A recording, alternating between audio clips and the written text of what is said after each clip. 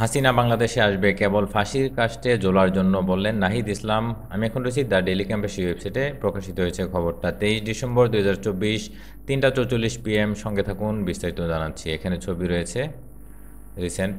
Fascist Hasina বাংলাদেশে আসবে কেবল ফাঁসির কাস্টে ঝোলার জন্য, এমন মন্তব্য করেছেন অন্তর্বর্তীকালীন সরকারের তথ্য ও সম্প্রচার উপদেষ্টা নাহিদ ইসলাম। সোমবার 23 ডিসেম্বর বিকাল 3টায় কেন্দ্রীয় শহীদ মিনারে বৈষম্যবিরোধী ছাত্র আন্দোলন আয়োজিত শহীদ আরাফাতের জানাজায় শুরুর আগে তিনি এমন কথা বলেন। তিনি বলেন, গণহত্যাকারীদের আমরা বাংলার মাটিতে বিচার নিশ্চিত করব, এই ঘোষণা দিয়েই আমরা এক দফা ঘোষণা করেছিলাম। এক বিন্দু পরিমাণও আমরা পিছপা হইনি, আমরা বিচার নিশ্চিত করবই। তিনি বলেন, যারা ভারতে আশ্রয় নিয়েছে এবং ভাবছে বাইরে থেকে বাংলাদেশকে অস্থিতিশীল করবে, তাদেরকে বলবো বিচারের সম্মুখীন হওয়ার জন্য মানসিকভাবে প্রস্তুতি নিন। শেখ হাসিনা বাংলাদেশে আসবে কেবল বিচারের মুখোমুখি হওয়ার জন্য, ফাঁসির কাস্টে ঝোলার জন্য।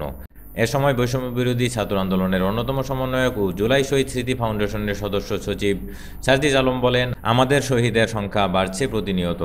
আমরা যেন আমাদের ভাইদের স্বপ্নকে যেন কোনোভাবেই ভুলে না যাই।